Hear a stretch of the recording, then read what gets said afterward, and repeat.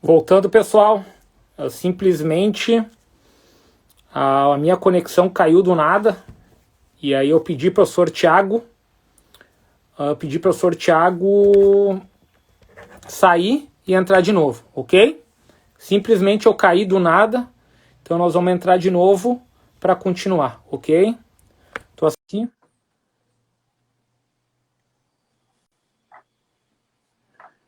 Boa tarde, professor. Ô, Caiu, não Tiago, foi? Não tem mal. assim, ó, eu caí do nada, continuou falando. Com Cassidória aconteceu uma vez só, depois estabilizou, tá? Toda vez que acontecer, eu saio, tu sai, a gente entra de novo. Ok. Infelizmente, essa partezinha aí eu não consegui gravar, não tem como gravar, né? Porque como eu Mas caí, qual foi a parte que ficou? não- do que tu falou, a gente não gravou nada. Não, Porque mas o que é que tu ouviste? O que é que tu Ah, ouviste? tá. Não. Nós paramos exatamente. Vamos continuar. Até eu vou fazer agora o comentário para te entrar. Tu tinha terminado de tudo ali do controle motor, bottom-up e E top-down. top-down, Olha o sim. professor falando que tá pesado a live. Não, ela tá bem levezinha. É a conexão mesmo. Aí tu ia começar 5 dimensões do Franz Bosch e aí tu falou a palavra transferência. E aí Exato. caiu.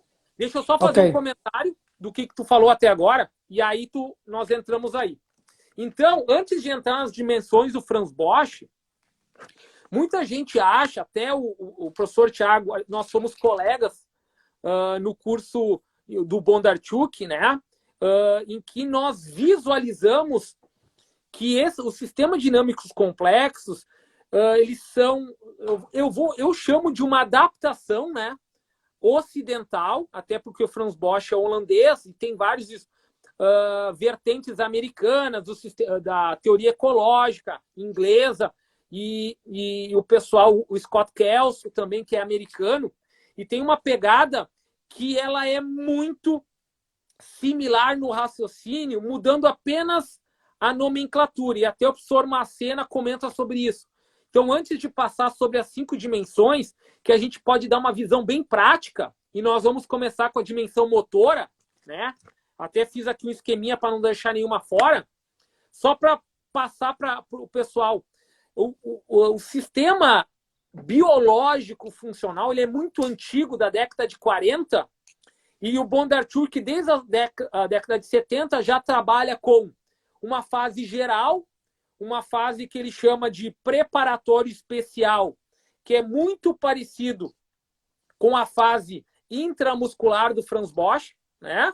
A fase de desenvolvimento especial, que é muito parecido com a parte intermuscular coordenativa e reativa, né? E a parte específica, que é o gesto motor.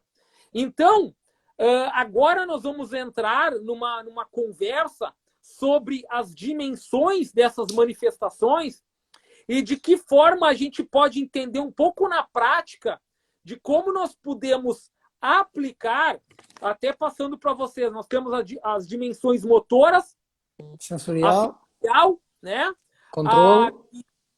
a mais controlada em relação à fadiga, que é a pressão de tempo.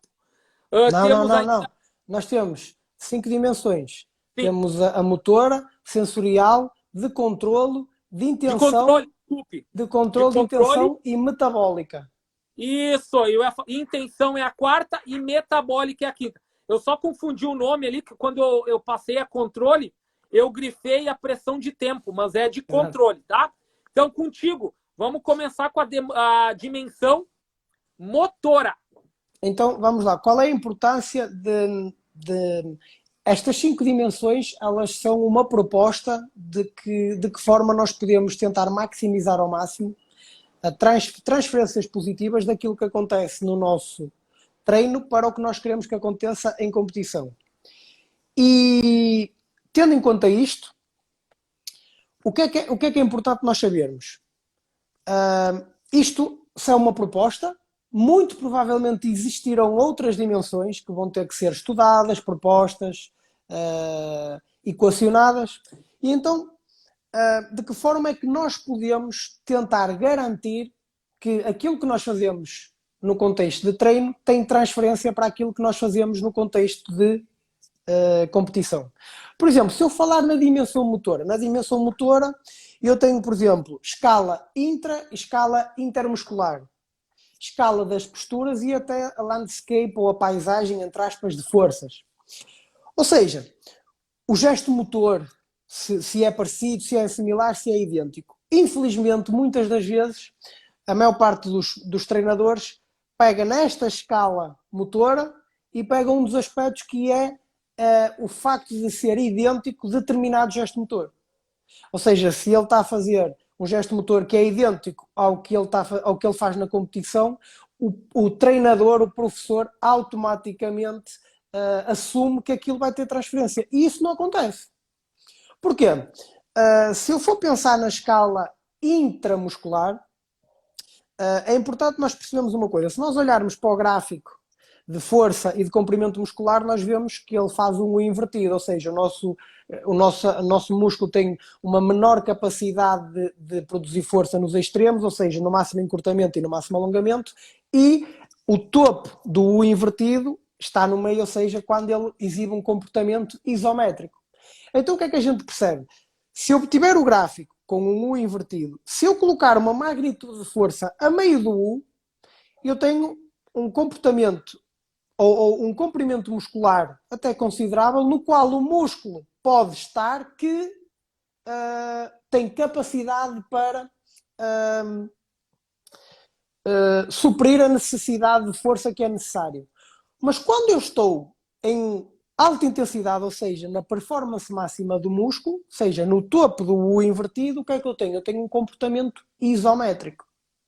Ou seja, é isto que nós muitas das vezes temos que começar a perceber mesmo na escala intramuscular, que é, muitas das vezes eu estou a fazer um exercício durante o treino que faz com que o meu músculo, com um comportamento concentro-excêntrico, consiga suprir as necessidades daquele movimento, e depois na alta competição o músculo vai se comportar de forma isométrica e elástica. Ou seja, não faz sentido eu estar a querer dar um tipo de contração quando na alta competição a contração, na alta competição ou no alto rendimento, na performance, com a pressão de tempo, com a alta magnitude, com as perturbações, o músculo vai reagir e vai comportar-se de outra forma. Isso não faz sentido. Depois, inclusive, temos a escala intermuscular. Ou seja, de que forma é que o músculo se comporta relativamente aos outros. E então nisto nós podemos ir aos sistemas dinâmicos, às sinergias motoras, podemos ir à Uncontrolled Manifold Theory, ou seja, uma variabilidade daquilo que é considerado variabilidade boa e variabilidade má. E o que seria a variabilidade boa? Uma variabilidade que permite manter a variável de resultado. E então, esta relação entre músculos, o que é que nos leva automaticamente? Para a relação de articulações. Ou seja, já fazendo como é que se diz? Já fazendo um spoiler alert. Não, spoiler alert. Não faz sentido eu fazer um treino de força clássica e esperar que aquilo faça transferência para a performance, para o gesto motor. Não existe, por exemplo, todos nós sabemos, e qualquer pessoa diz assim, o glúteo máximo é importantíssimo na corrida de velocidade máxima. Ok, então o que é que fazem? Hip thrust. E as pessoas não entendem que no hip thrust está a ocorrer um gesto motor no qual a articulação do quadril está isolada e a trabalhar de forma independente da articulação do joelho e do tornozelo. E na alta competição isso não acontece. Na alta competição nós, inclusive, no padrão de movimento temos aquilo que a gente chama sequência proximal-distal. Ou seja, uma interação entre a ação do quadril, seguida de uma ação do joelho, seguida de uma ação do tornozelo. E depois temos a importância dos músculos biarticulares, como os posteriores de coxa e o reto femoral. Porquê? Porque fazem uma transição e uma transferência de força de umas articulações para as outras. Por exemplo, se não houver um acoplamento articular entre o joelho e o tornozelo, eu aumento as forças de cisalhamento do meu tendão do calcânio. Porquê? Porque a inserção no tendão do calcânio do gastrocnémio, que vocês chamam panturrilha, e do sólio, do solear, são inserções diferentes. Para além disso, o sólio e o gastrocnémio, a panturrilha, têm ângulos de penação diferentes. E se têm ângulos de penação diferentes, significa que o encurtamento muscular das fibras vai ser diferente. Então o que é que eu faço? Eu faço um acoplamento entre a ação do tornozelo e de joelho para equilibrar esta necessidade de encurtamento muscular ser diferente entre umas fibras e outras, e reduzo através de sinergia, através de force sharing e de partilha de forças, neste caso das chamadas ondas de choque, e eu faço uma diminuição das forças de cisalhamento que, se mantiver, faz com que exista uma maior probabilidade de haver uma lesão no tendão. Então é importante nós termos isto em consideração. Depois nós temos a questão sensorial. E a questão sensorial, a questão proprioceptiva, mesmo sendo inconsciente, também faz... Nós estamos indo para a segunda dimensão. Saímos da motora e vamos para a sensorial.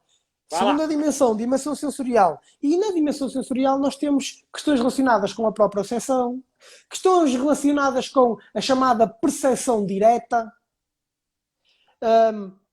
Por exemplo, se nós pensarmos na percepção direta, no qual o ambiente, eles dá-nos toda, e numa escala de 1 para 1, dá-nos toda a informação que o atleta precisa para criar um gesto motor, e depois temos, essa foi a teoria ecológica proposta por Gibson, e depois temos as chamadas affordance, ou seja, as possibilidades de gesto motor que o ambiente nos dá, e tanto melhor será o atleta quanto ele for mais capaz de reconhecer essas possibilidades, mas ele só reconhece essas possibilidades de acordo com uma estimativa que faz da sua capacidade motora. Por exemplo, se eu vou fugir de um cão que vem atrás de mim e tem um muro de 2 metros e tem um portão, se eu não tenho capacidade e se o meu corpo não antecipa que eu tenho a capacidade de saltar um muro de 2 metros, até porque, por exemplo, posso estar lesionado ou estou de fadiga, a hipótese de eu saltar por cima do muro deixa de existir. Para mim só existe a hipótese de eu passar pelo portão. Então, isto é importante. Ou seja, é sempre uma questão que está sempre, mesmo na percepção direta, a questão cognitiva ela não está ausente. Porquê? Porque o corpo está sempre... Nós temos que perceber uma coisa que é, o nosso sistema nervoso ele funciona em constante delay, em constante atraso perante a realidade. Eu estou a falar com uma pessoa, mesmo presencialmente, e quando ela percepciona os meus lábios a mexer quando eu estou a falar, eu já acabei de os mexer. Quando ela percepciona a informação auditiva que eu enviei a entrar no ouvido dela, a gerar um processamento, a gerar um significado significante e a gerar um entendimento, esse estímulo auditivo já saiu da minha boca. Então o que é que o nosso sistema motor, o nosso sistema nervoso aprendeu a fazer? A antecipar, para tentar manter-se online. Então o que é que acontece? Existe uma constante atualização do meu avatar, daquilo que eu represento, daquilo que eu entendo como fazendo parte do meu corpo. Isso está constante. E isso, por exemplo, um atleta, mesmo num contexto de percepção ecológica direta, um atleta consegue perceber quando uma bola metida na linha de fundo com uma determinada velocidade é uma affordance para ele ou não. Porquê? Porque ele percebe se está com mais ou menos fadiga. E nós vemos que isso acontece o contrário, por exemplo, quando estamos numa fase de aprendizagem. Se nós olharmos para uma criança a aprender a jogar futebol, nós estamos a ver crianças de 3 anos a jogar futebol, a bola vai com uma velocidade exagerada e a criança vai a correr atrás. Porquê? Porque ela ainda não tem uma estimativa da sua capacidade motora, nem consegue fazer uma estimativa através mesmo de percepção direta, não consegue tentar estimar a velocidade que a bola vai e perceber se chega a tempo ou não. E então o que é que isto gera? Isto gera um gap, isto gera uma diferença entre o que foi antecipado e o que aconteceu. Ou seja, o que foi antecipado pela criança é que ela ia chegar à bola. E na verdade, ela não chegou à bola. Esta falta de match, esta falta de sincronicidade, esta incoerência, ela desperta no nosso sistema nervoso um botão de pânico. E esse botão de pânico gera aprendizagem. Então o que é a aprendizagem? É nós lentamente irmos reduzindo o gap. Ou seja, irmos reduzindo a diferença daquilo que nós antecipamos que acontece e o que acontece na realidade. Isto é aprendizagem motora. Perfeito. Isto, sim, sim. Não, pode terminar que eu vou te perguntar uma coisa. Pode terminar. E depois, nesta questão sensorial, temos todas estas questões. A percepção direta, a variável tal, o bearing angle, ou seja, quando tenho uma bola que vem na minha direção, ou quando eu estou-me a deslocar em direção para tentar interceptar um oponente, e eu tento manter o bearing angle o mesmo, e se eu mantenho o bearing angle o mesmo, eu tenho uma percepção direta se vou chegar ao mesmo tempo, ou seja, se vou chocar com o oponente ou não. Se eu quero, por exemplo, no rugby, se eu quero fazer um tackle, se eu quero fazer uma interseção, e eu verificar, não só através do bearing angle, mas verificar através do fluxo óptico de deslocamento, como é que se está a movimentar o atleta relativamente ao ponto mais distante do background, do fundo. Por exemplo, se ele está a comer terra, ou seja, se parece que o atleta está a comer terra, entre aspas, significa que ele vai passar primeiro que eu. Se ele está a dar terra ou a deixar terra, ou seja, eu a deslocar-me, parece que ele está-se a movimentar para trás, significa que eu vou passar primeiro do que ele. Se ele parece que está parado relativamente ao fundo e eu estou-me a deslocar, significa que eu vou chocar com ele. Tudo isto é importante. Tudo isto faz parte da variável e da dimensão sensorial. E depois, mesmo na direção sensorial, temos que perceber uma coisa que é aquilo que a gente chama-se Quiet Eye Theory, que é os melhores atletas têm a capacidade de focar o olhar em apenas uma coisa e permitir que isso e só alteram o olhar nos momentos que são chave para outros aspectos e para outros estímulos visuais que sejam importantes. E porquê que o quiet eye, ou seja, o fixar o olhar é importante? Porque se eu fixo o olhar, eu permito uma maior recalibração do meu sistema visual periférico. E isso é importantíssimo. Então, até a variável sensorial é preciso terem atenção. Por exemplo, como é que eu posso tentar, muitas das vezes, querer melhorar a recepção de um voleibolista se ele vê mal? Se ele vê mal a trajetória da bola, como é que ele vai receber bem? Não consegue. Como é que eu posso tentar melhorar o swing de um golfista se ele não consegue ver a distância que está mais ou menos a bandeira e o buraco? Então, a variável sensorial é importante. Por isso faz a questão que depois vamos passar para a outra variável, a outra dimensão. Fazer uma junção da dimensão motora e da sensorial. Para a gente passar para a dimensão de controle. Olha só que interessante o que tu abordou em relação... Eu ia te perguntar, mas tu falou antes. Das possibilidades de ação, né, das affordances, né? Das affordances, que é o que o ambiente nos disponibiliza e como a nossa parte interna lida com isso. Aí entra uma interpretação teórica errônea, que eu vejo muitas vezes alguns treinadores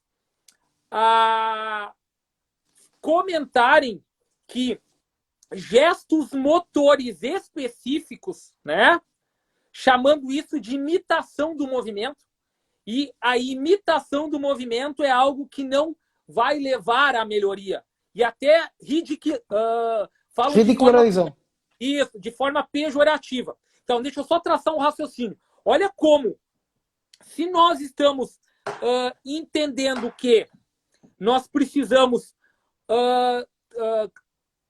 trabalhar as capacidades de maneira integrada, entendendo a curva força-velocidade, a curva comprimento-tensão. Sabemos que a isometria nos leva a uma integração de sinergia intermuscular. Então, isso seria a demanda motora. Só que a demanda sensorial, nós precisamos colocar essa meta-estabilidade, ou seja, nós precisamos saber o que é estável e o que precisa ser variável para nós conseguirmos, a cada nova ação, colher essa affordancy, essa possibilidade de ação, e da mesma forma construir um gesto motor autônomo, mas com uma capacidade de adaptação instantânea a algum problema. Então, o que acontece? Essa percepção e ação do meio ambiente, ela só pode ser entendida ou aplicada entendendo todas essas demandas do esporte específico. Então, se nós causarmos uma adaptação geral, né, e predominar essa adaptação geral no nosso organismo, o que a gente espera que nosso sistema nervoso vai conseguir aplicar na prática? Nós vamos ter problemas de transferência para uma máxima coordenação antecipatória que a gente precisa no desporto. Concorda com isso? Concordo, e repara uma coisa, quando nós falamos em percepção, essas affordances, essas oportunidades de gesto motor, é importante nós percebermos que o entendimento que o atleta tem do contexto desportivo é importante. Por exemplo, o Ronaldo e o Messi, o Xavi e o Iniesta, por exemplo, entrou agora há pouco o meu colega Nuno Cerqueira, que ele é o preparador físico da seleção de hóquei em patins portuguesa, que é campeã do mundo, e ele pode comprovar isto, que é, perante o mesmo ambiente, os melhores atletas veem coisas que os outros não veem e mais rápido do que os outros. Ou seja, o entendimento que eles têm do desporto, o entendimento que eles têm daquele contexto, daquele ambiente, é totalmente diferente. Se me colocarem a jogar no lugar do Xavi ou do Iniesta, no Barcelona, quando eles jogavam no Barcelona, o entendimento que eu teria do que é o contexto e do que é o ambiente e do que é as possibilidades de ação seria totalmente diferente do que aqueles que eles têm. O meu orientador de mestrado era o preparador físico, era o treinador adjunto da seleção portuguesa de futebol na altura do Mundial da África do Sul. E ele dizia-me uma coisa: Tiago, eu crio exercícios que eu acho assim, isto aqui vai ter uma dificuldade mega, e os jogadores chegam lá e em 3 tempos resolvem os problemas que eu criei. Porquê? Porque estamos a falar de jogadores com Cristiano Ronaldo, Ricardo Quaresma, Deco, Pepe, ou seja, jogadores de um nível muito elevado.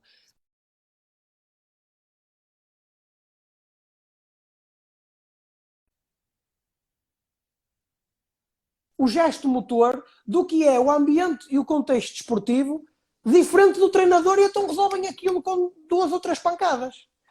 Um exemplo, repara num movimento de mariposa. Vocês chamam a borboleta, não é?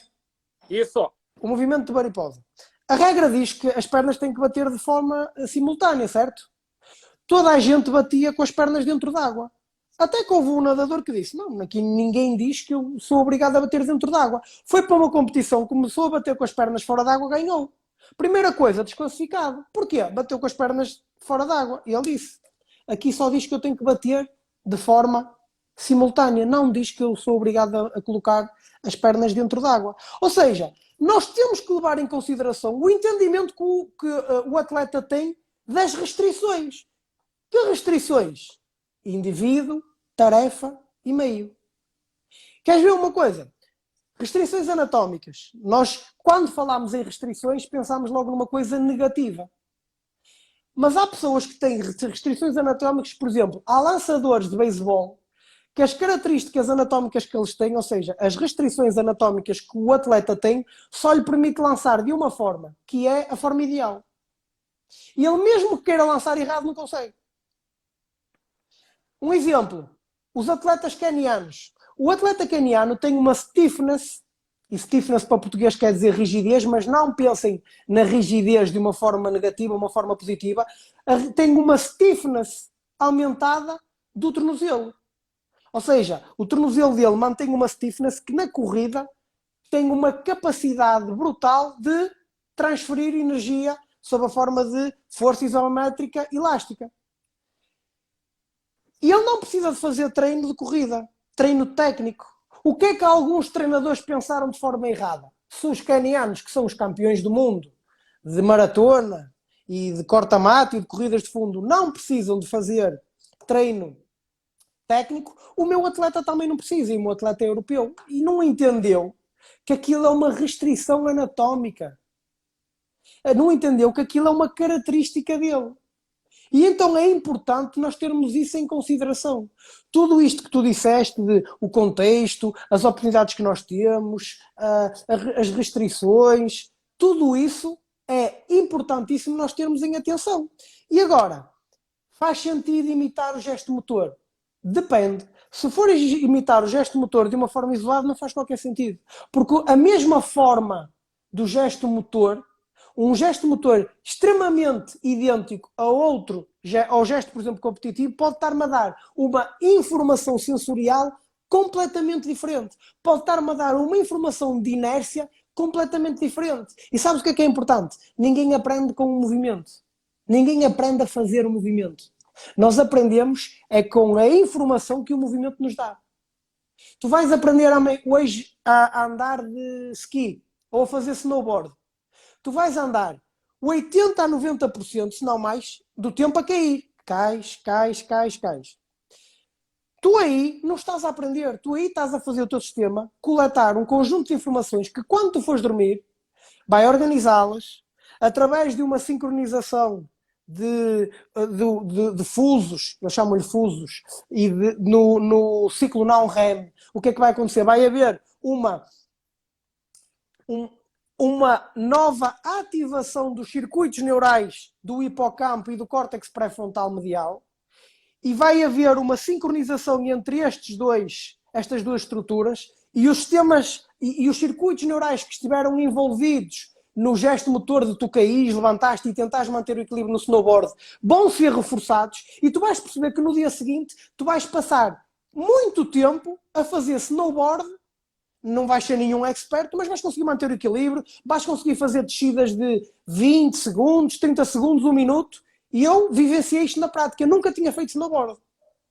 E eu digo assim, mas o quê? E eu aprendi a dormir. Basicamente é isso.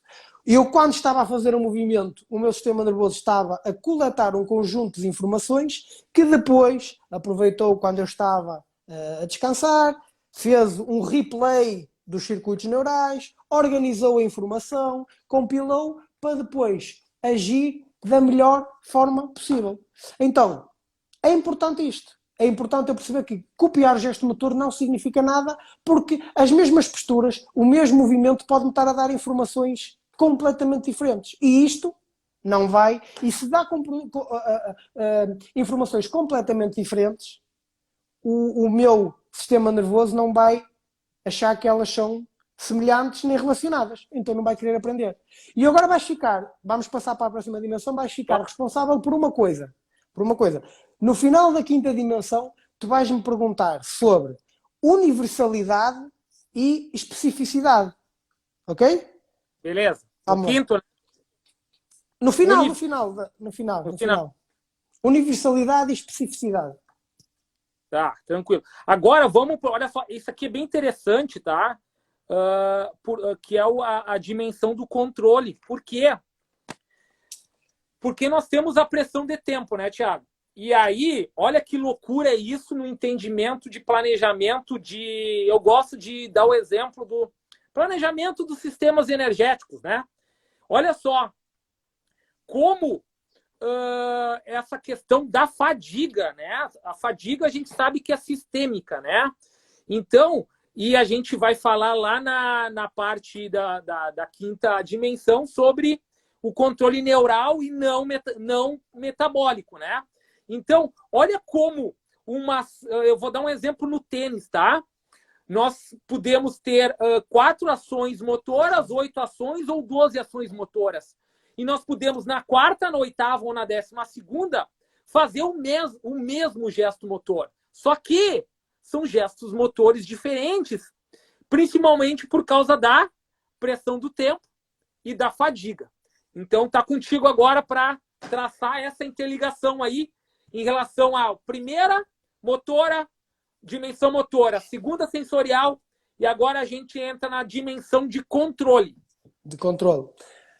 Fadiga. A fadiga o que é que nos diz? Que o atleta não é o mesmo. Ou seja, o atleta que eu tive há 5 minutos atrás, há 20 minutos atrás, há 30 minutos atrás não é o mesmo. E a fadiga, ela pode e deve ser utilizada, inclusive, como uma ferramenta de aprendizagem. Porquê? Porque a fadiga o que é que vai provocar? Vai provocar um mismatch, ou seja, uma falta de coerência entre aquilo que foi planeado e aquilo que aconteceu. E esse mismatch, essa falta de coerência, lá está. Ativa o botão, entre aspas, de pânico do sistema nervoso e aumenta a tendência para nós criarmos a aprendizagem ou desenvolvermos a aprendizagem motora. Perfeito. E o que é importante no controle motor? O controle motor, nós podemos não só falar da pressão de tempo, mas também das perturbações. Porquê? O contexto do desporto de alto rendimento, exceto desportos cíclicos e os chamados desportos mais fechados, nós temos muita imprevisibilidade. Nós temos ações motoras dos oponentes, dos colegas, o terreno pode mudar, a própria fadiga como nós tivemos a falar, a pressão do tempo realizada de forma rápida, como é que está o resultado do jogo, estamos a ganhar, estamos a perder, quanto tempo tenho, como é que está a minha motivação, um conjunto de situações. Então, o que é que muitas das vezes acontece no treino e depois não há transferência para a prática? A nível de controle motor, o atleta está em 2 fases distintas, que é, faz um treino no qual ele tem o tempo todo do mundo para realizar o gesto motor, não tem pressão de tempo, então o sistema nervoso utiliza um mecanismo de feedback, a informação vai, é processada, é enviada para os músculos e há uma resposta, e há depois no contexto desportivo, no contexto de alto rendimento, a pressão do tempo, porque o adversário não permite que eu tenha todo o tempo do mundo para fazer aquilo que eu quero, e então aí o que acontece é o sistema nervoso começa a querer utilizar um mecanismo de feed-forward, um mecanismo de antecipação. Só que o problema é que entre uma fase e outra não há fase intermédia, há uma transição de fase. Só que essa fase intermédia é muito instável e é aí que muitas das vezes ocorre a lesão. Ou seja, se nós temos durante o nosso desporto, como por exemplo o futebol, o basquetebol, o handball, fases diferentes, nós devemos ser capazes de treinar fases diferentes e principalmente a transição de fase. Ou seja, principalmente eu quero que o meu atleta passe de uma fase de controlo motor e até de uma fase de coordenação intra e intermuscular para outra fase o mais rápido possível. Porquê? Porque a fase intermédia é a fase que ele está mais suscetível a lesões. Por exemplo, se eu tenho um músculo que se pode comportar de forma concêntrica e excêntrica numa determinada intensidade moderada, e na intensidade alta ou máxima ele tem que se comportar de forma isométrica e elástica, e eu tenho que garantir que entre uma fase e outra a transição que ele faz é o mais rápido possível. Porque se eu não o treinar para fazer esta transição de fase o mais rápido possível, o que vai acontecer é que existe uma grande probabilidade de ele ficar ali numa fase intermédia e numa fase que pode provocar lesão. Por exemplo, aqui o David Machena está muito bem a falar da pressão psicológica e da teoria do reinvestimento. O que é isto da teoria do reinvestimento? Por exemplo, aquilo que a gente chama de ceder sob pressão. O que é que acontece quando a gente cede sob pressão? Tu tens um atleta que tem um conjunto de mecanismos de gestos motores que estão, entre aspas, aquilo que a gente chama automatizado, e que a gente se está automatizado, significa que a antecipação e o que acontece na realidade são bastante congruentes, e por causa de pressão, de ansiedade, de medo, ele começa a reinvestir no próprio gesto motor, ou seja, deixa de existir um controle motor mais automatizado e ele começa a usar recursos cognitivos para tentar controlar alguma coisa que não é necessário.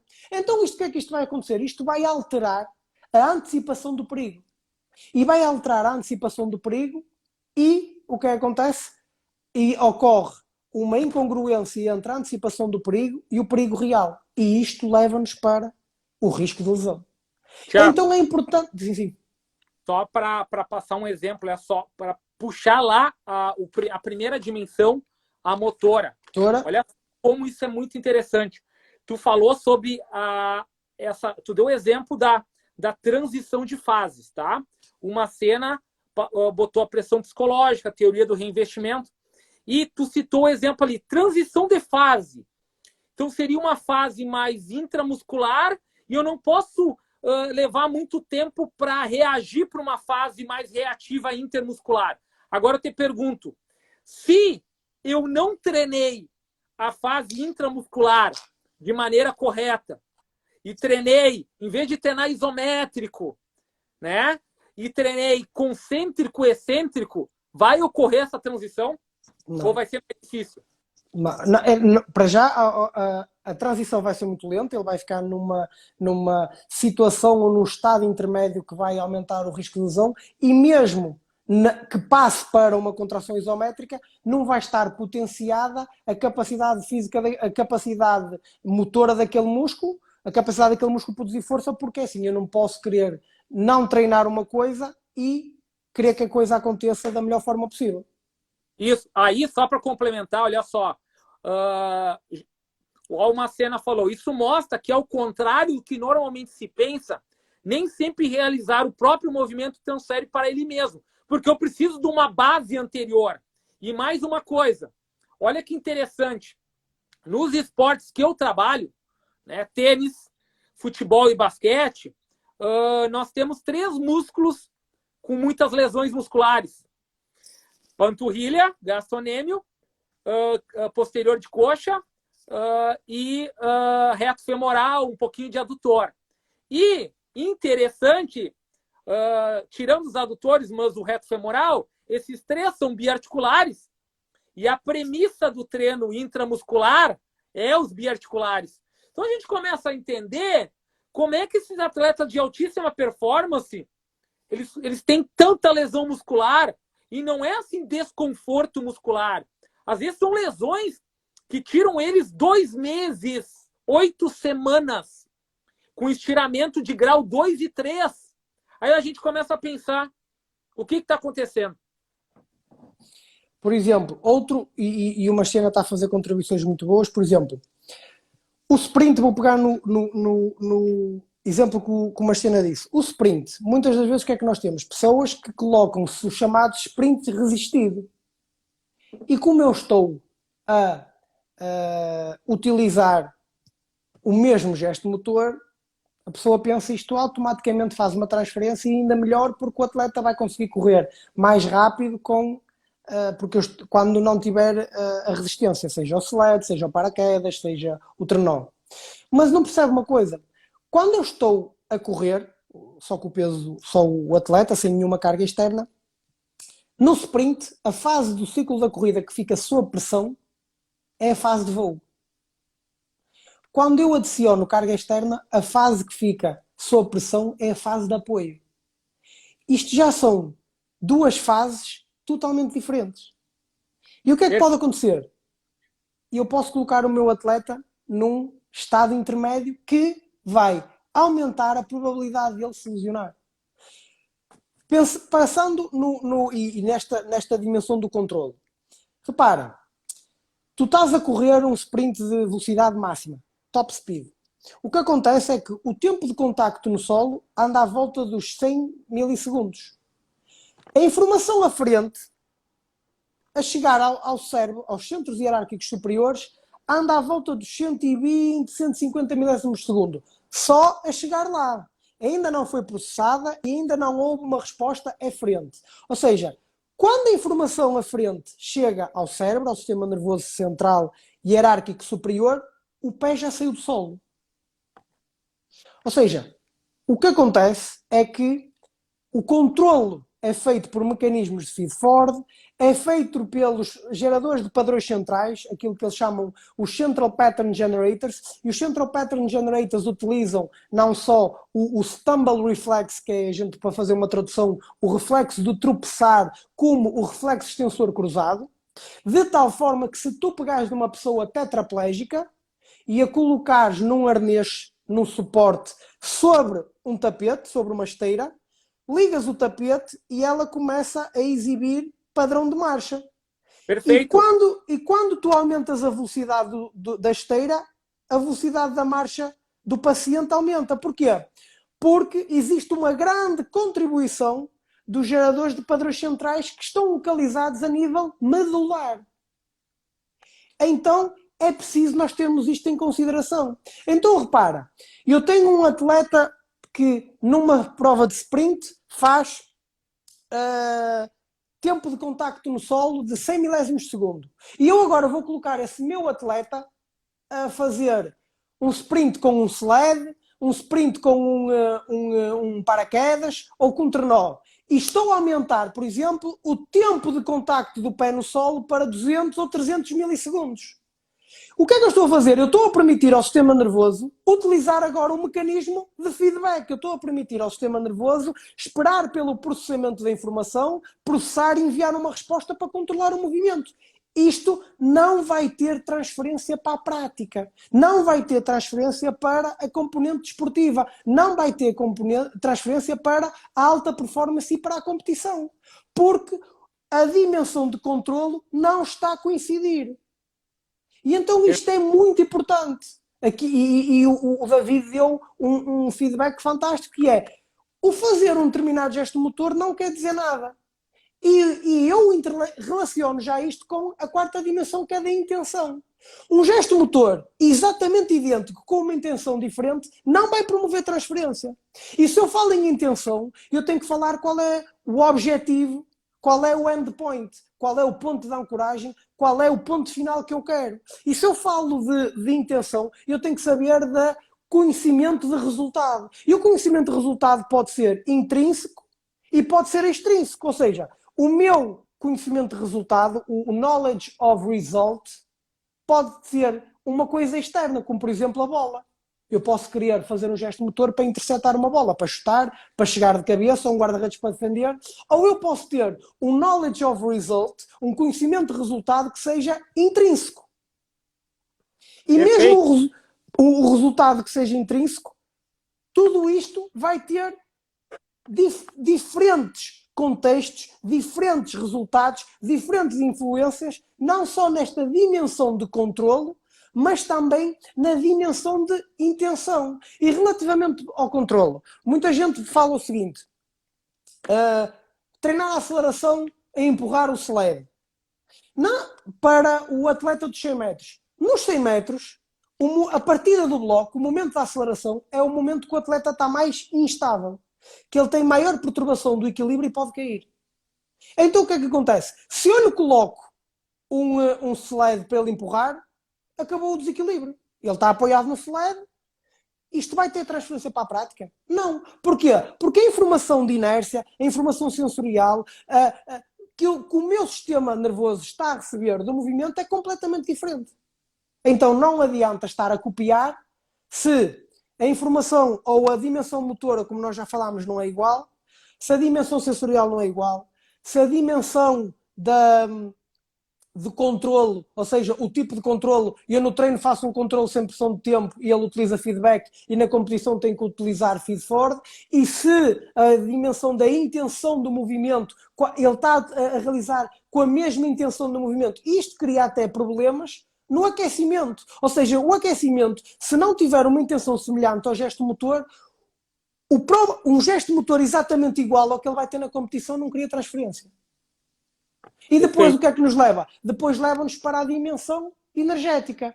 Ou seja, não faz sentido eu estar, por exemplo, a utilizar um determinado gesto motor, eu estar a utilizar um treino de força clássico, no qual eu faço 8 a 10 repetições e no qual eu estou a utilizar, por exemplo, um determinado sistema energético, se depois um atleta, quando vai para a competição, utiliza um sistema energético ou predominantemente diferente.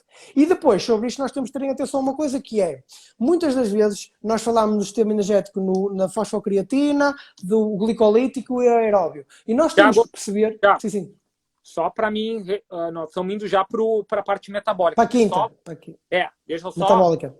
Nós passamos pela dimensão motora, sensorial, controle dominante, e agora esse exemplo ali que o Thiago deu do sprint resistido, né, do trenó, do sled, do parachute, que é o paraquedas, né, para o sprint real, né, ele falou da dimensão da intenção, que nesse que a gente pode falar da velocidade real de contração muscular, e nesse caso o Thiago falou sobre como nós precisamos que a intenção motora tenha o endpoint com similaridades do que vai ser feito no desporto. Então, se eu treinar com essa intenção, criando uma memória motora diferente do que eu vou utilizar, eu vou causar um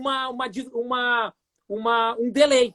Vou causar um delay. E esse delay, em altíssima performance, é um problema. Porque a galera fica... É que assim, olha uma baita raciocínio, Thiago. Mas, professor, eu treino do outro jeito e o meu atleta melhorou. Ninguém falou que não vai melhorar, né? Nós só estamos traçando qual é o cenário em que a gente tem uma máxima transferência positiva. Porque muitas vezes o que eu recebo de pergunta, Thiago, é o seguinte: mas se eu treinar tantos sprints de tal maneira, o meu atleta corria tal tempo, eu fiz 6 semanas, ele melhorou sei lá quantos %. Mas como é que ele melhorou? Imagina, então, se nós tivéssemos adequado a essa dimensão de intenção com a máxima especificidade para o ato motor desse desporto. Nós teríamos um plus ainda de melhora. O que tu acha disso? Antes de mais, vou pegar nisso e depois não me deixes de avançar para a quinta sem falar dessa variável resultado do ténis. Por exemplo, isso acontece um bocadinho com a periodização. A pessoa diz assim, mas eu fiz esta periodização e o meu atleta ganhou. Eu digo assim, mas ele ganhou por causa da periodização ou apesar da periodização? Eu vou-te dar um exemplo. Se eu pegasse no Usain Bolt, no auge da carreira dele, e o treinasse, havia uma grande probabilidade de ele continuar a ser campeão olímpico. E eu não tenho conhecimento suficiente para treinar um atleta de nível tão elevado como o Usain Bolt. Ou não teria, ia ter que estudar ainda mais, ia ter que pesquisar ainda mais, ia ter que aprender com erros que eu faria e aprender com esses erros para alterar coisas e verificar.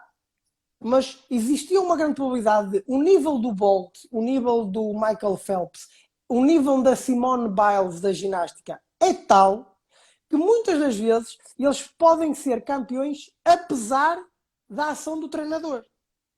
Aqui em Portugal acontece uma coisa fantástica. Não sei se acontece aí no Brasil, mas aqui em Portugal acontece uma coisa que é fantástica. Que é o seguinte. Deve acontecer. Que é o seguinte. O campeonato termina em maio. O meio de maio. O campeonato de futebol. Os jogadores fazem 2, 3 semanas de férias e depois muitos já começam 3 semanas antes da pré-época a fazer treino com o personal trainer. E então o personal trainer posta vídeos todos os dias.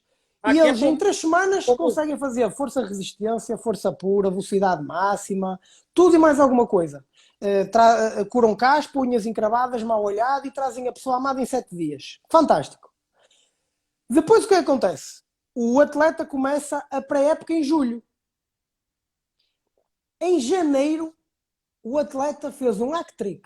Marcou 3 golos. Sabes o que é que o PT faz? Põe nas redes sociais, estás a ver aqui? O resultado do trabalho que nós fizemos em junho.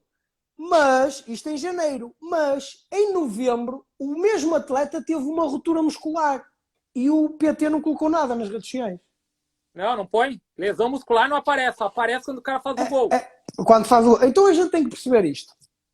É importante nós percebermos que Por exemplo, se eu pegar num atleta desnutrido e melhorar a nutrição dele, eu vou melhorar a força máxima dele e vou, sem treinar, e vou melhorar a velocidade dele.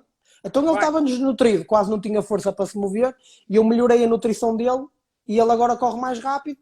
Então eu posso dizer, tendo em conta isto, as pessoas como gostam de pegar numa relação de associação e dar-lhe causalidade, então eu vou dizer que para melhorar a rate force development, ou seja, a taxa de desenvolvimento de força, que se relaciona com a potência, ou seja, com a produção da máxima força possível no menor curto, no curto ou no menor tempo possível, ou seja, no período de tempo mais curto. Isso é que é ser rápido, isso é que é ser potente, é tu produzires muita força num curto período de tempo. Então eu vou dizer que a nutrição é a melhor forma de melhorar a rate force development. Não. Porquê? Porque um atleta de alta competição, um atleta de altíssimo nível, não lhe adianta ser mais forte, não lhe adianta ser mais rápido. E ele quer ser o mais forte e o mais rápido possível. São coisas diferentes. Pegar num atleta, o Usain Bolt não quer correr neste nível e passar para este. Isso para ele, para o alto nível, isso não chega. E ele quer correr e tem que correr o mais rápido que ele conseguir. Então, o mais rápido que ele conseguir é de determinadas formas. É fazendo uma interação de determinadas metodologias, determinados contextos e perceber de que forma é que a transferência acontece. Por exemplo, tu falaste na variável de resultado e isso leva-nos para a variabilidade. Hoje em dia toda a gente fala de variabilidade de movimento, variabilidade motora. Meus amigos, variabilidade sem estabilidade não faz sentido. Não existe. Não existe. Sabes porquê? Porque se não houver o knowledge of result, o conhecimento de resultado com o qual eu possa comparar o que foi antecipado com o que aconteceu, o que foi previsto com o que aconteceu na realidade e perceber se está correto ou não, a variabilidade não tem significado. Fica uma coisa, muita variabilidade, muita aleatoriedade, muito caótico e não tem um endpoint, não tem um ponto de ancoragem que eu diga assim, o que eu quero é isto. Por exemplo, muitas das vezes nós tentamos treinar endpoints ou tentamos fazer com que alguns endpoints sejam atingidos e, na verdade, nós estamos a dar um endpoint errado. Eu vou-te dar o exemplo da corrida de 100 metros. Na corrida de 100 metros, alguns treinadores, o que é que diziam? De futebol. O meu atleta de futebol, no sprint, tem que manter o joelho o mais alto possível. Porquê? Porque ele via um atleta dos 100 metros com o joelho elevado. Mas ele não percebeu uma coisa. Para já temos que ver as características, as restrições do indivíduo. Características antropométricas, restrições anatómicas. Pode permitir com que ele consiga manter aquele joelho numa determinada altura. E depois nós temos que perceber que o atleta, quando está a jogar futebol, muitas das vezes ele tem uma coisa que complica só um bocadinho. Para outras pessoas complica muito, que é a bola. A bola, as pessoas pensam que não, mas a bola complica muito. E há jogadores que a bola chora nos pés. Pronto, então o que acontece? Quando eu digo a um atleta, seja de 100 metros, seja um atleta de futebol, quando estás a fazer um sprint, tens que manter o joelho o mais alto possível. O que é que acontece? Ele está a fazer um sprint ou está a fazer uma prova de 100 metros, a fadiga começa a aparecer. E ele o que é que vai lembrar? Eu tenho que manter o joelho o mais elevado possível. E isto o que é que vai originar? Vai retirar ao corpo a capacidade de se auto-organizar para lidar com o novo indivíduo. E que novo indivíduo é este? O indivíduo fadigado, para manter o máximo de velocidade possível. Ou seja, se eu não tivesse dado um endpoint errado ao meu atleta de manter o joelho o mais rápido, o mais elevado possível, se calhar ele tinha permitido que o sistema dele se auto-organizasse E aí voltamos outra vez para a questão que o David Machina falou, a teoria do reinvestimento, ou seja, ele deixa de passar por um sistema mais automático e passa para um mais consciente, e o que é que faz? Começa a tentar elevar o joelho e ainda corre mais lento do que se estivesse a deixar o sistema auto-organizar-se e a lidar com o novo indivíduo, que é o indivíduo fadigado. Então Sim. eu estou a dar um knowledge of result, eu estou a dar um endpoint, eu estou a dar um ponto de ancoragem, eu estou a dar um objetivo errado. E depois, muitas vezes um desporto não te dá esse endpoint. Por exemplo, tu no basquete tens um knowledge of result, tens um endpoint muito claro. Porquê? Se tu não tiveste a movimentar de forma correta, a bola diz-te logo. Começas logo a perder o controle da bola. O ténis já não acontece isso. Porquê? O ténis, muitas das vezes, o atleta, ao bater a bola, o que é que ele quer? Ele só quer colocar a bola no lado lá e dentro daquele espaço. Ou seja, é um objetivo muito amplo. E quando o objetivo é muito amplo, é muito vago, o sistema nervoso não tem a tendência para prestar atenção a ele. Só que muitas das vezes, no ténis, o atleta é posto numa situação que ele quer fazer um movimento e quer colocar a bola no fundo do canto, encostada à linha. Aí o objetivo, o knowledge of result, já ficou mais pequeno. Aí o cérebro presta atenção. E depois nós vamos para o futebol. E o futebol é completamente problemático. Porquê? Porque os objetivos, os endpoints, o knowledge of result está constantemente a mudar. E eu queria fazer um determinado movimento, mas não, agora venho para trás, o atleta posicionou-se, ou seja, é muito vago e está sempre a mudar. E como o objetivo está sempre a mudar, eu não consigo comparar o antecipado, ou maioritariamente não consigo comparar o antecipado com o que aconteceu. Então o cérebro não tem a tendência, o sistema nervoso não tem a tendência para querer prestar muita atenção naquilo. E depois tens um problema. Se tens um atleta que tem uma má relação com a bola, se luta com a bola, o corpo dele não vai ter um estímulo para se movimentar de forma correta. Então o que acontece? Nós temos que ensinar esses atletas a movimentar-se. Nós temos que ensiná-los a correr, nós temos que ensiná-los a mudar a direção, nós temos que ensiná-los a desacelerar. E para isso é que nós criamos os atratores. Para que, sob pressão, num ambiente caótico, surjam um conjunto de atratores, de preferência ativos e que melhoram a performance, porque tu tens os ativos que melhoram a performance, os ativos que não melhoram os ativos que melhoram a performance e que protegem da lesão, tu tens um ativo que protege da lesão mas não melhora a performance, e tu tens aqueles que tu queres impedir a todo custo, que são os atratores passivos que te colocam numa predisposição para te lesionares. Então, eles são importantíssimos. E se tu reparaste, a gente já interligou com um conjunto enorme de conceitos, de perspectivas, de correntes, de filosofias, de itens de conhecimento, que faz com que não seja apenas, ou é muito mais do que copiar gesto motor. Perfeito. E uma coisa que a gente tem que perceber, atenção, é o corpo está-se borrifando para aquilo que o treinador diz. O corpo tem a sua própria agenda. O meu corpo, o corpo do meu atleta, o corpo de um determinado profissional de desporto tem a sua própria agenda e não quer saber nada com o que é dito. Então nós temos, como treinadores, que arranjar forma de fazer com que o corpo preste atenção àquilo que eu quero que ele preste. Que faça aquilo, mas sem lhe dizer, porque se eu disser, ele vai fazer assim e vai fazer o que está treinado.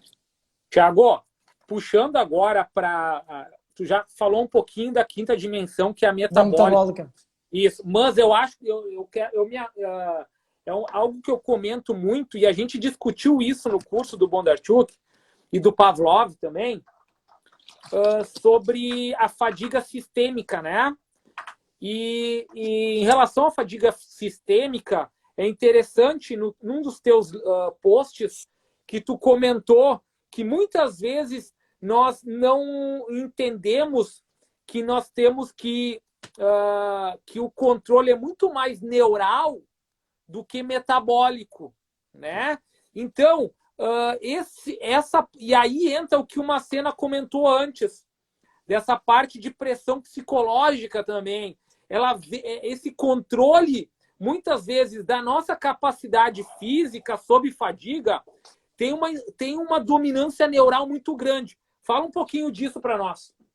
Tem uma dominância neural tão grande de forma a que hoje em dia nós possamos, inclusive, começar talvez a falar de aprendizagem metabólica.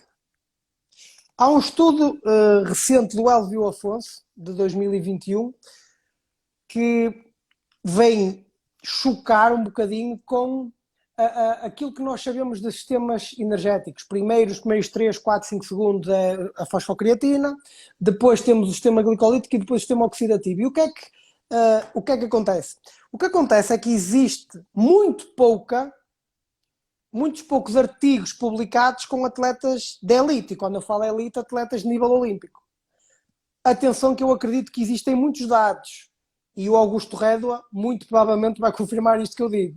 Existem muitos dados, mas existem muitos poucos artigos científicos. Porquê? Para já porque no desporto de alto rendimento o segredo é a alma do negócio.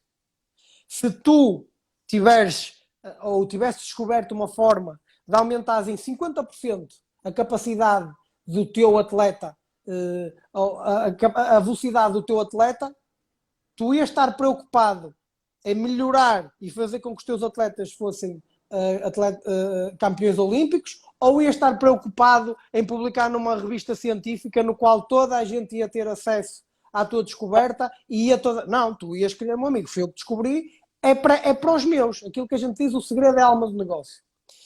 Mas o que acontece é que existe muito poucos sistemas, muita pouca literatura com atletas de elite. Quando nós falamos dos sistemas energéticos e de que forma é que eles ficam mais predominantes, maioritariamente são feitos com atletas de subelite ou com indivíduos ativos, ou seja, indivíduos que fazem exercício físico mas não são profissionais, ou até com indivíduos sedentários. E então nós temos que, nos primeiros 3, 4 segundos de um exercício de alta intensidade, há uma participação da fosfocreatina enorme. Hoje em dia já alguns autores começam a olhar para a fosfocreatina não como um sistema energético, mas como reserva energética disponível, ou seja, como algo que disponibiliza energia de forma rápida e não um sistema energético por si. E depois, a partir dos 3, 4 segundos, ou dos 5, começa a entrar o sistema glicolítico e a partir daí de um minuto e meio, começa a entrar o sistema aeróbio, o sistema oxidativo. Então o que o Elvio Afonso percebeu com atletas olímpicos, de natação e de atletismo, foi que existe uma contribuição brutal, muito maior do que aquilo que a literatura falava, do sistema glicolítico. Ou seja, nos primeiros 3, 4 segundos, o atleta de elite já tem uma enorme participação glicolítica nos desportos e nos movimentos e exercícios de alta intensidade. Porquê?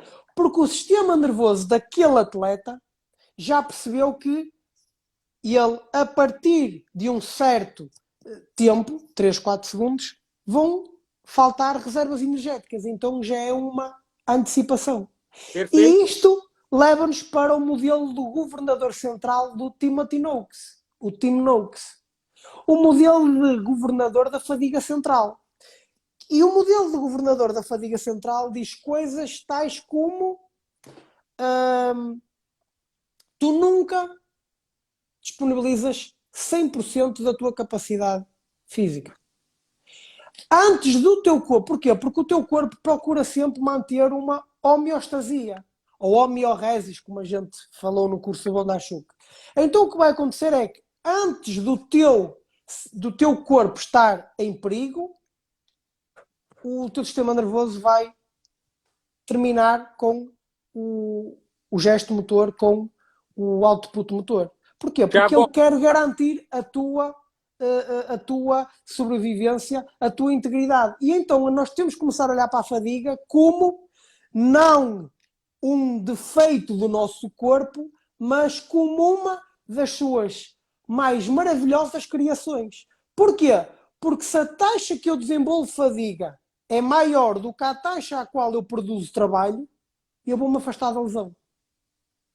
Perfeito. E o próprio Tim Noakes fala, por exemplo, que esta antecipação, este feed-forward, pode ser alterado por diversos fatores. Por exemplo, um atleta que saiba, vai fazer uma prova de corta-mato e saiba qual é o trajeto, ele já tem uma maior probabilidade de o sistema dele, o corpo dele, o sistema nervoso dele, disponibilizar mais recursos.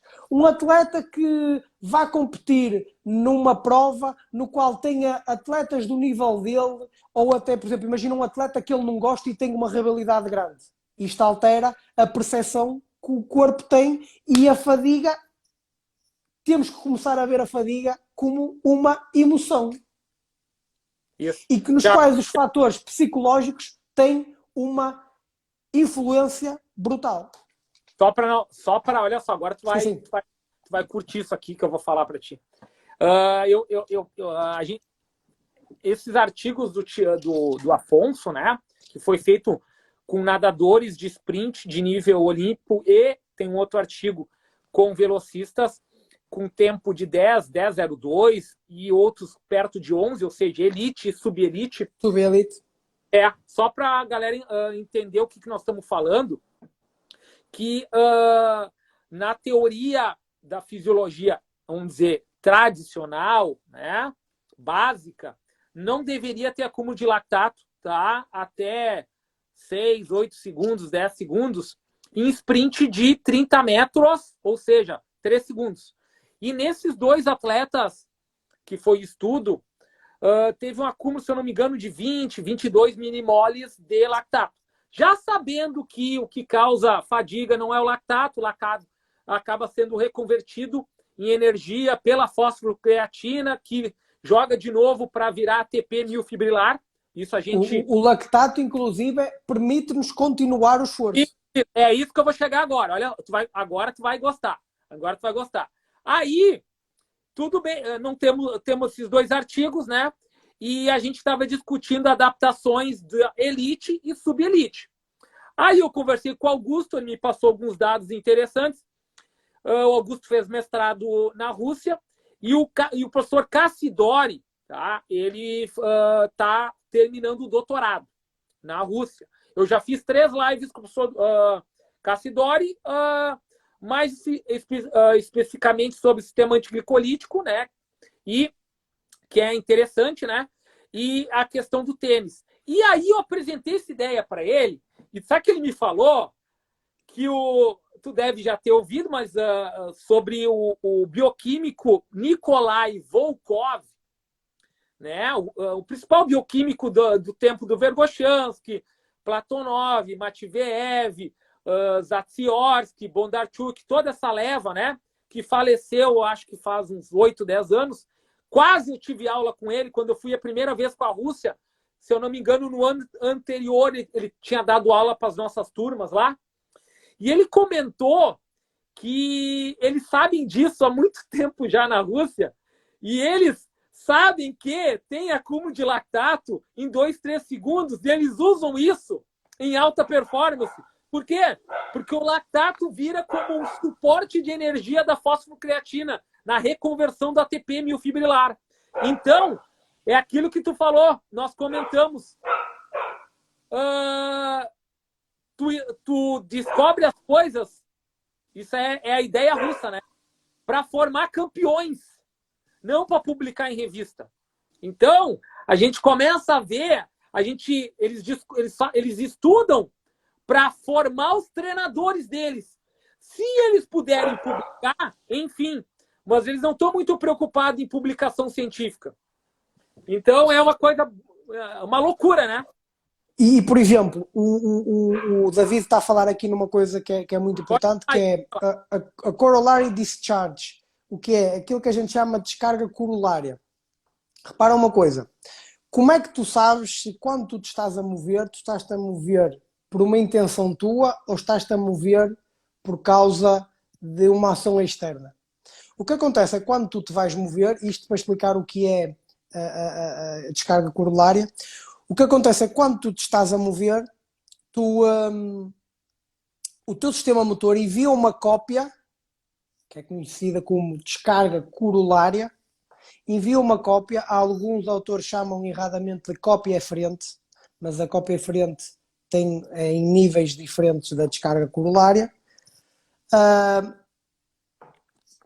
Uma cópia para o teu sistema sensorial, ao qual o teu cerebelo tem acesso à mesma, sobre o que é esperado que aconteça.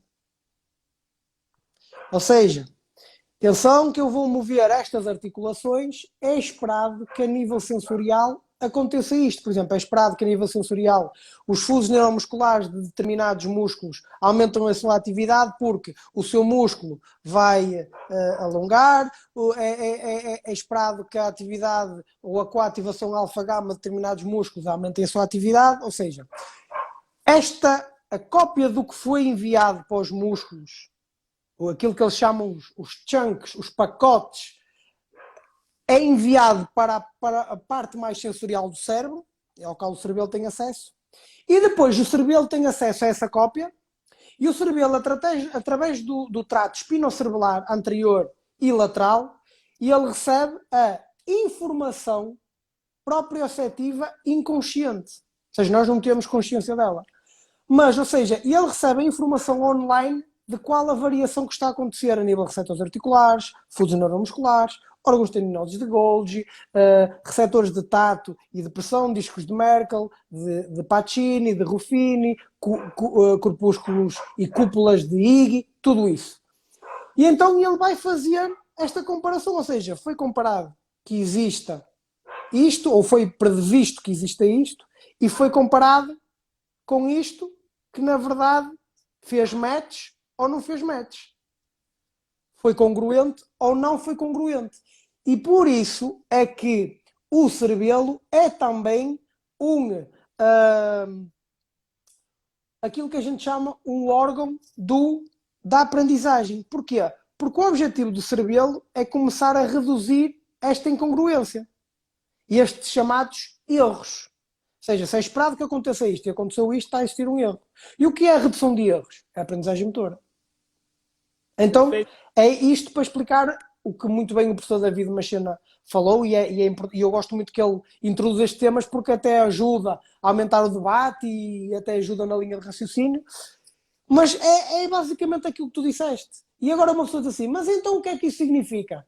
Que significa duas coisas. Primeiro, pode haver predisposição genética de um atleta de elite para esta alteração na contribuição logo glicolítica e também o papel do treino para fazer com que haja esta aprendizagem motora de, numa fase inicial por exemplo, de um desporto, de uma corrida de 100 metros, a atividade glicolítica começa a entrar logo com uma forte contribuição para prevenir queda de performance. A queda de performance. Perfeito. E esta é a dimensão metabólica. Show. Galera, e agora vamos falar numa coisa que eu pedi. Agora nós vamos falar, ó, 1h30 de live já, ó, 1h30, 1h34. Agora tu me pediu para falar sobre, provavelmente tu tá estudando isso com o Franz Bosch, sobre universalidade e especificidade. Antes disso, dá uma pitadinha da tua percepção do curso online do Franz Bosch. Vai lá. É brutal. O curso do Franz Bosch é brutal. As pessoas têm... E eu acho que tenho a sorte de...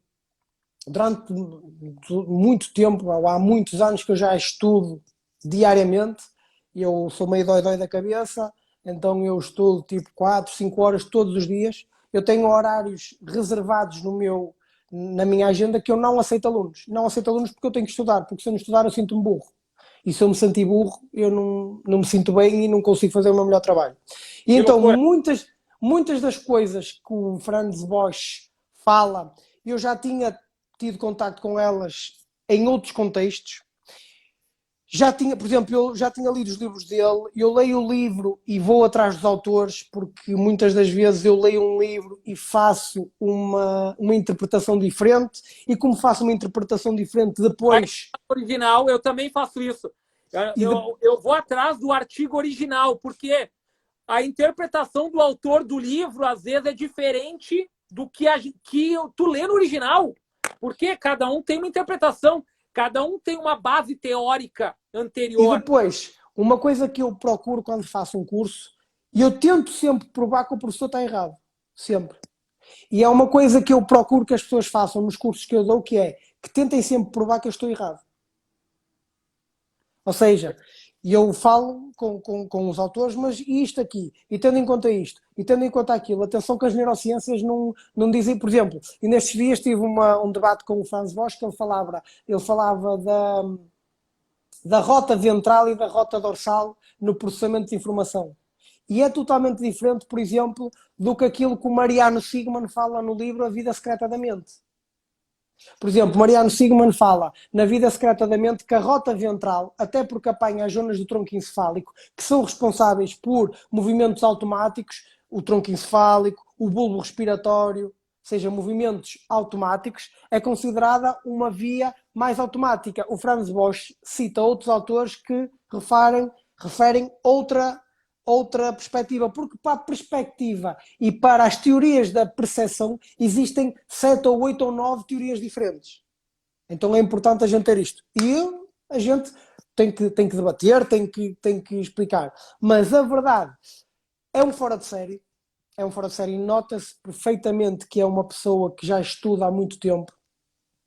Depois ele consegue fazer coisas simples, ele consegue falar de coisas que tu até sabes, mas de uma perspectiva diferente. E tu diz assim, porque é que eu nunca pensei nisto? Porque é que eu nunca pensei nisto? Porque é que eu não vi isto nesta perspectiva? Porque muitas das vezes, quando estou a ler um artigo ou quando estou a ler um livro, eu estou a ser condicionado para alguma coisa. Eu estou a ter um viés, quer queira, quer não. E retirar viés é muito complicado. É um esforço que a gente faz diário. E muitas das vezes a gente não percebe que mesmo a fazer esse esforço estamos a procurar ou a ter um determinado viés.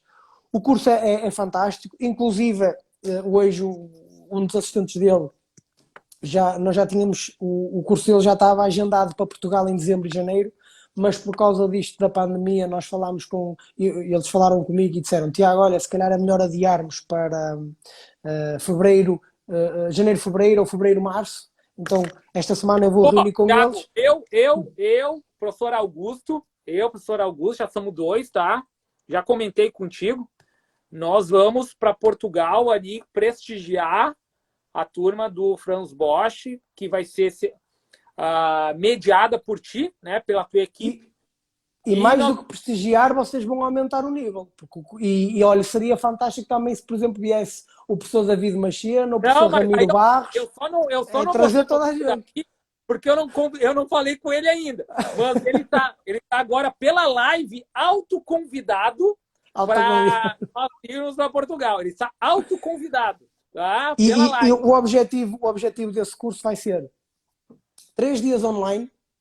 Ou seja, e quando eu digo 3 dias online é 2 a 3 semanas antes da primeira aula online, que é o que acontece agora, as pessoas recebem o módulo em vídeos, com os slides, depois tem as questões para a base, depois online com ele a aula, questões que as pessoas têm, que as pessoas podem enviar as respostas até, por exemplo, ao dia anterior e ele responde às questões, faz slides para as questões que as pessoas fizeram e depois 2 dias de manhã à noite de parte prática, que é importantíssimo. Se não tiver aplicabilidade prática fica muito vago. O Ramiro está a perguntar quais são os dias, eu ainda não sabemos, ainda nem sabemos se vai ser janeiro, fevereiro ou fevereiro, março, ou até março e abril, vamos ver agora a agenda. Mas mal tenha novidades, eu coloco nas minhas redes sociais. Eu vou estar em contato com o Thiago e aí eu vou fazer um post. Faz um post e uma turma para ir para Portugal. E vai ser importante ter essa parte prática, porque vai ajudar as pessoas a aplicar aquilo que o conceito teórico e muitas vezes na prática faz sentido. Acontecia isso ou acontece muitas vezes quando eu dou o meu curso de Neurofisiologia, que as pessoas dizem assim, a pessoa acha que Neurofisiologia é a última tecnologia da NASA, que eu tenho um aparelho que vai entrar no cérebro. Não, é fazer o básico bem feito. E com um determinado objetivo e um determinado pressuposto. E relativamente àquela questão que eu queria que tu Vai me lá. colocasses, que é, depois de tudo isto que falámos, dimensão, as dimensões da especificidade para promover transferência motora, sensorial, controle dominante, metabólica, intencional, temos a transferência, ela necessita de dois pressupostos, da universalidade e da especificidade. E tu assim, ó Tiago, mas tu és maluco. Se é universal, dá para tudo. Se é específico de uma coisa. Pois é, isto é um mecanismo de segurança que o meu corpo tem, que o meu sistema tem. Ou seja, não adianta o meu sistema querer armazenar o que lhe queiram chamar, em gramas motores, memórias relacionadas com gesto motor, a aprendizagem motora. Não adianta o meu corpo querer armazenar conteúdo que seja muito vasto e que eu só utilize uma vez. Então, o meu corpo, ele vai querer armazenar, ele vai querer aprender, ele vai querer melhorar, ele vai querer sedimentar e consolidar gestos motores, os chamados atratores, que são universais. Por exemplo, os atratores da corrida linear estão presentes na mudança de direção. Porquê? O padrão motor é universal, dá para um conjunto de situações vastas. Se é universal, o meu corpo diz, ok, isto é importante, eu tenho que armazenar. Mas ao mesmo tempo tem que ser específico com a modalidade e com o gesto motor que eu estou a fazer. Ou seja, é como se fosse um duplo fator de segurança. Então, oh, Tiago, como é que a gente garante essa aprendizagem? Quais são os fatores e quais são os componentes que nós podemos ter a certeza que vai haver aprendizagem? Essa é a pergunta do milhão de euros. Aí, nós, E que ainda não temos resposta. aí a gente faz campeão, né, Thiago? Aí Aí tá a gente pega numa pessoa e faz dela campeã do mundo. show de bola. Galera, olha, foi show aí a conversa. Vou me despedir do Thiago. 1 hora, nós perdemos os 10 minutos iniciais, mas quando a gente começou a falar sobre as dimensões da especificidade, tá completinho, tá? Vou postar no IGTV, no YouTube, vou enviar para o Thiago para ele baixar também e vai ficar disponível para a galera olhar com calma novamente. São muitas informações. Foi uma live um pouquinho mais profunda, né? Um pouquinho mais densa, mas é bem interessante até porque nós temos o professor Davi Macena, ok? Uma referência no Brasil. Me perguntam diariamente quem eu recomendo para fazer a certificação ou o entendimento básico e avançado no Brasil sobre sistemas complexos. Com certeza o professor Macena é referência. Então, nós temos agora... um dos meus objetivos era deixar um pouquinho mais acessível essa parte teórica para o pessoal aí que trabalha no Brasil com esportes performance. E eu acredito que a gente alcançou o objetivo. Me despeço aí do professor Thiago e fica a palavra para... Quero agradecer mais uma vez ao professor Alex o convite, agradecer a todos que estiveram presentes e perderam e dispensaram, acredito que não tenham perdido, dispensaram um bocadinho do seu tempo para ver a live, mandar um grande abraço para o professor David Macena, para o professor Augusto Redo, para o professor Ramiro, todos, e se eu posso estar a esquecer de alguém, todos que eu conheço e que tenho acompanhado pelas redes sociais e fazem um trabalho fantástico. Obrigado pela participação de todos. Para todos os meus colegas portugueses que também estão a ver que dispensaram um bocadinho do seu tempo. Mais do que isto eu não sei, por isso escusam de perguntar muito, mais do que isto eu não sei. E espero que tenha sido produtivo e que tenham conseguido aprender e ajudar ao entendimento de algo que é complexo, é extensivo, é um bocadinho como o fenómeno da Coca-Cola. Numa primeira, o Sérgio Fontinhas também, um grande abraço para ele. Numa primeira fase é como o fenómeno da Coca-Cola, estranha-se, mas depois entranha-se e percebermos que só com muito estudo é que nós conseguimos ter uma intervenção uh, eficaz, tipo quase como um sniper. Eu posso querer ser um homem com uma Já, metralhadora e disparar para já, todo lado. só Sim, não sim. posso esquecer, antes que eu esqueça, um abraço para o professor Rodrigo, da Kinetic Lab, tá? Ah, está aqui, Um eu vi o outro professor Rodrigo, está assim, um grande abraço. da Kinetic Lab, professor Rodrigo, também presta um serviço em neurofisiologia no É Brasil verdade, é aqui, de verdade. altíssima qualidade, e também estava contribuindo aí com Estava, algumas estava. perguntas E na eu nossa. inclusive, já falei com o professor e já tive a oportunidade de dizer que os postos dele são de altíssimo nível, gosto muito. E, um, e o que eu estava a dizer é, nós temos que perceber que nós temos que ser como um sniper, ou seja, a nossa intervenção tem que ser o mais eficaz possível. E outra coisa que é preciso termos em consideração que é, quanto maior o nível do atleta, maior é, se calhar, a capacidade que nós temos para perturbá-lo. Por isso temos que ter atenção a isso. Valeu. Há atletas como o Bolt que, por muito que eu o perturbe, ele ia ganhar na mesma, se calhar. Tá Mas show. atletas de nível elevado, enquanto que num atleta subelite um erro meu pode não ter uma consequência muito drástica ou muito elevada, num atleta de nível elevado um erro meu pode dar uma, um feedback e pode dar um resultado desastroso. Um grande abraço para todos, espero que tenham gostado e vemo-nos numa próxima. Ok, Alex? Abraço. Um grande Boa abraço, até logo, um abraço.